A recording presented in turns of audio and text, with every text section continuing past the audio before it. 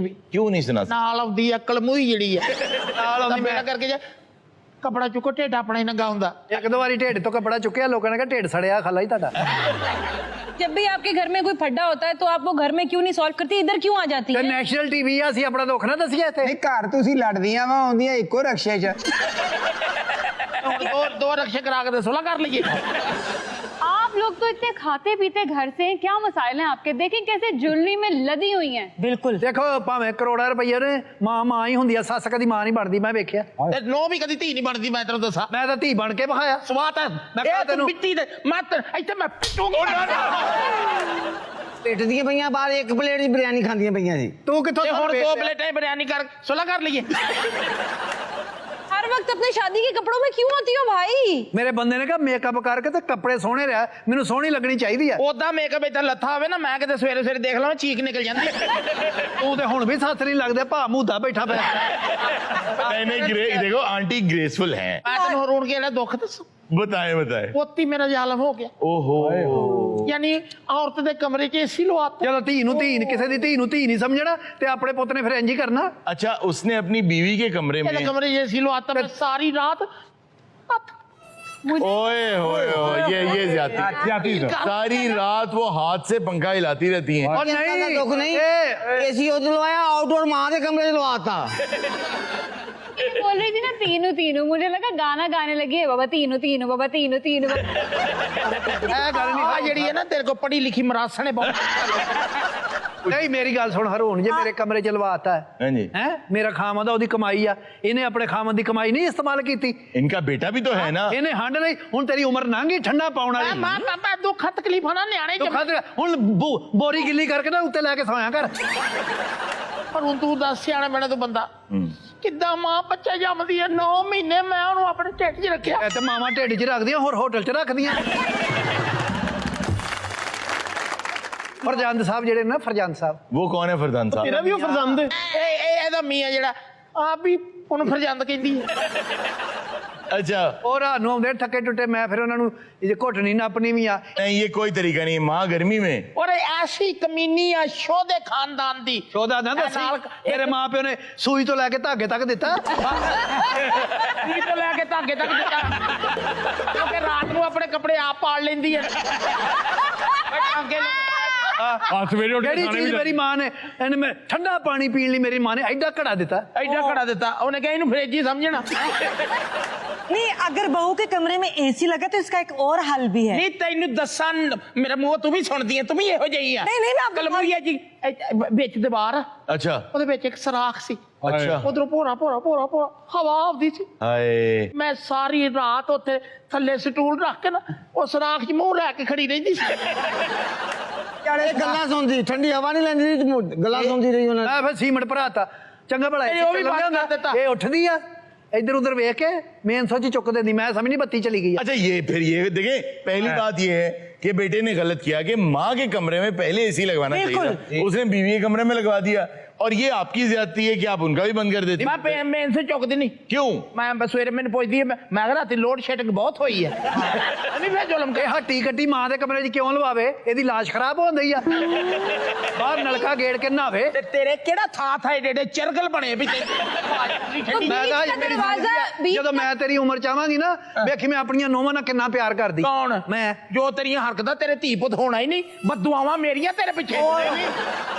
ਇਹਨਾਂ ਹਰਕਤਾਂ ਦੇ ਨਾਲ ਜਿਹੜਾ ਨਾ ਤੇਰੇ ਧੀ ਪੁੱਤ ਨਹੀਂ ਹੁੰਦਾ। आपका दिल दुखा रही। ਮੇਰਾ ਦਿਲ ਦਿਖਾਉਂਦੀ ਮੈਂ ਬਦਦੁਆਵਾਂ ਦਿੰਨੀ ਆ ਹਾਲਾਂਕਿ ਮੇਰਾ ਦਿਲ ਕਰਦਾ ਇਹ 7 ਪੁੱਤਾਂ ਦਾ ਮੂੰਹ ਧੋਵੇ। 7 बेटों का मुंह धोएगा क्या मतलब? ਬਈ ਤੂੰ ਇਹਨੂੰ ਦੇਖ ਲੈ ਜਿੱਦਾਂ ਦੇ ਨਿਆਣੇ ਉਹਨਾਂ ਦੇ ਧੋਣੇ ਹੀ ਪੈਣੇ ਆ। भाई आप दोनों बीच का एक दरवाजा खोल लें, हवा ऐसे पास होती रहेगी। ਇਹਨੇ ਉਤਲਾ ਸਰਾਖ ਬੰਦ ਕਰ ਦਿੱਤਾ ਦਰਵਾਜ਼ਾ ਖੋਲਣ ਦੇ। ਇਹਨੇ ਬੇੜਾ ਇਹਦਾ ਗਰਕ ਹੋਵੇ ਉਹ ਸਰਾਖ ਕਿੱਦਾਂ ਬੰਦ ਕੀਤਾ? कैसे? ਮੂੰਹ ਦੇ ਨਾਲ ਤੀਲੇ ਇਕੱਠੇ ਕਰਕੇ ਉੱਥੇ ਘੌਂਸਲਾ ਬਣਾ ਲਿਆ।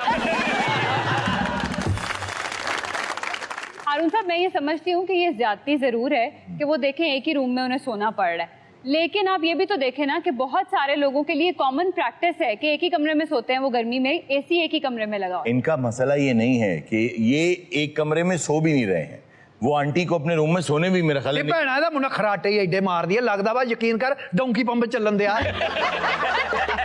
ਅਸੀਂ ਤਾਂ ਇੱਕ ਦਿਨ ਤੇ ਮੈਨੂੰ ਪਾਸਾ ਲੈ ਕੇ ਮਾਰ ਹੀ ਦੇਣ ਲੱਗੀ ਸੀ ਲੱਗੀ ਸੀ ਆਪ ਰਾਤ ਨੂੰ ਖਰਾਟੇ ਨਹੀਂ ਮਾਰਦੀ ਹਲ ਗੱਲ ਕਰਦੀ ਇਹ ਤੂੰ ਕਰਦੀ ਏ ਤੇਰੇ ਹਜੇ ਦੰਦ ਮਜ਼ਬੂਤ ਆ ਖਰਾਟੇ ਵੀ ਮੈਂ ਕਰਦੀ ਇਹ ਵੀ ਮੈਂ ਆ ਕਰਦੀ ਤੇ ਹੋਰ ਕੀ ਆ ਨਹੀਂ ਤੁਸੀਂ ਇੰਨੀ ਜੇ ਲੜਾਈ ਪਾਈ ਆ ਤੁਸੀਂ ਕਮਰਾ ਚੇਂਜ ਕਰ ਲਓ ਤੁਸੀਂ ਉਧਰ ਹੋ ਜਾਓ ਇਹਨਾਂ ਨੂੰ ਇੱਧਰ ਲਾਓ ਲੜਾਈ ਖਤਮ ਹੋ ਜਾ ਐ ਤੂੰ ਸਿਆਣਾ ਬੈਣਾ ਬੰਦਾ हाँ कल मका वैसे ये बात सही की है आप कुछ अरसे के लिए जब तक शदीद गर्मी है वो बूढ़ी औरत है और वैसे भी जो लोग 75 साल बल्कि 70 साल से अभाव है ना उन सबका खास ख्याल रखें आजकल के दिनों में गर्मी में तो आप आंटी को अपना रूम दे दें खुद आंटी के रूम में क्या आंटी ऐसा भी तो हो सकता है कि आप ऊपर किंग बेड पे सो जाओ और आप दोनों नीचे मैट्रेस पे सो जाए सारे? होना यही चाहिए ਨਹੀਂ ਭੈਣ ਦੇਖ ਤੂੰ ਧੀ ਪੜਾ ਮੇਰੀ ਭੈਣ ਹੀ देखो इस घर की जो रानी है वो माँ है ਬਿਲਕੁਲ ਮਾਂ ਦਾ ਹੈਗਾ ਮਾਂ ਦਾ ਕੰਮ ਆ ਵੀ ਚੱਲ ਬਈ ਸਾਰਿਆਂ ਨੂੰ ਬੱਚੇ ਸੌਂ ਜਾਓ ਹੁਣ ਬੱਤੀ ਬੰਦ ਕਰ ਬਜ਼ੁਰਗ ਘਰੋਂ ਤਾਂ ਤੂੰ ਟਾਈਮ ਨਾਲ ਸੌਂ ਜਾ ਸਵੇਰੇ ਉੱਠ ਭਾਂਡਾ ਟਿੰਡਾ ਕਰ ਸਾਰੀ ਰਾਤ ਟਿਕਟੌਕ ਵੇਖਦੀ देखती